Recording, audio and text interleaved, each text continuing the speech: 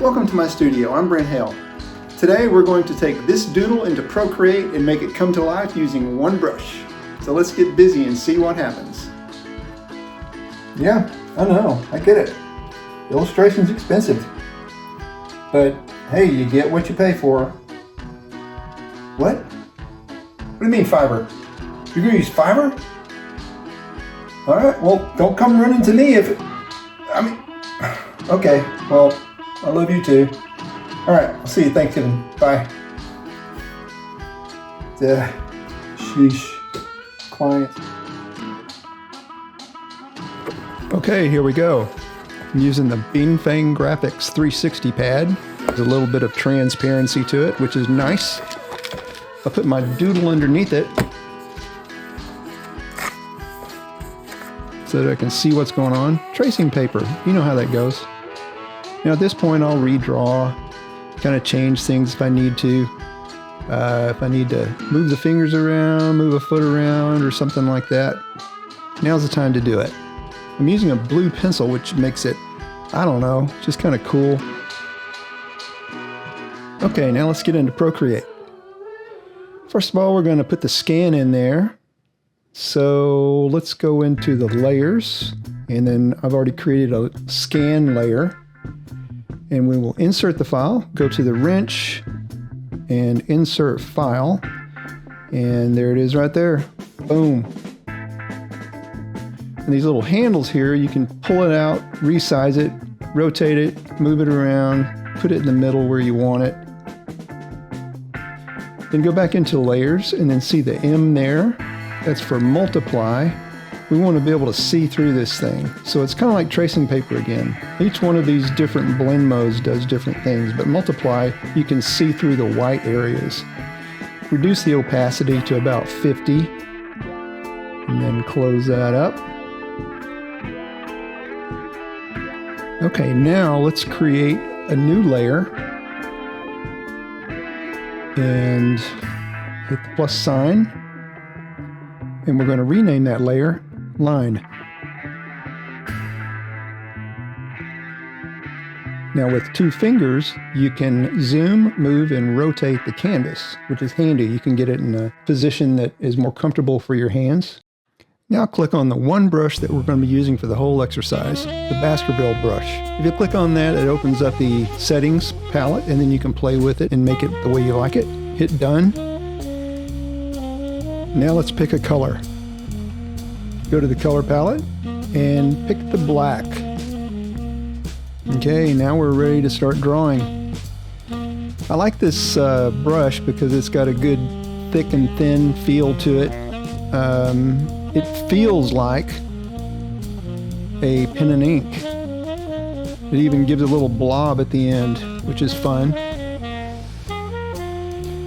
So with the brush tool, if you draw and hold, it will snap to a straight line. If you draw a circle or an ellipse and hold, it will make the circle or ellipse uniform. If you draw and hold to make an arc, it'll make the arc uniform.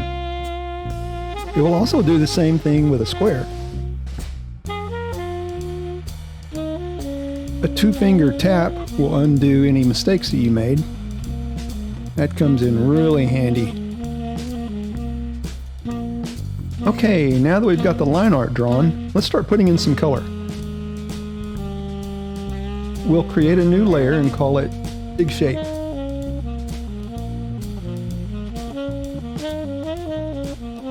Now pick a color that you can see, like this pink,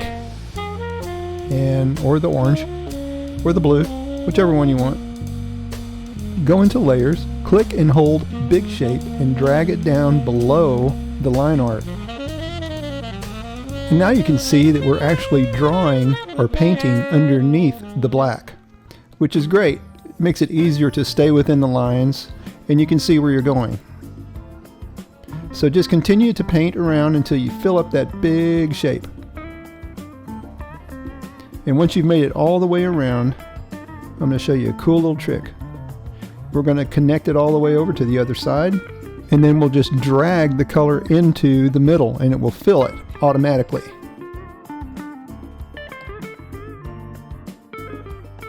Okay, now create a new layer, and we're going to call this one Frame.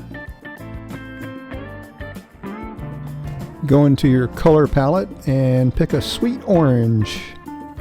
And go ahead and tap it in there, and it'll keep it in our palette drawer. Now start drawing in that frame. Remember that snap and hold. Boing.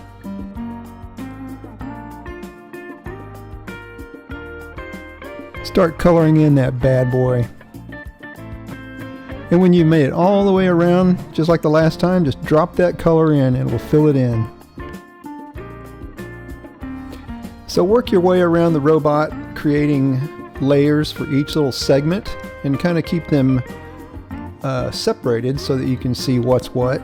Move them around, name them the things that you can remember, and give them different colors. The color doesn't really matter that much. Right now you're just like putting in shapes, and then we'll color coordinate it later, but right now we're just making the shapes. Now we have most of our shapes laid in, or except for a couple. Now we're going to go in and color coordinate these. If you'll notice, all these layers in the layer palette have a checkered background underneath the little icon. That means that the alpha lock is turned on. When the alpha lock is turned on, you can fill it with color, and it will only put color into the colored area, not into the background. If you click on it, you see the alpha lock is checked on. And then when you say fill with color, the color just goes into the area that you have painted. So now we'll just go through and fill all the colored shapes with the colors that we want.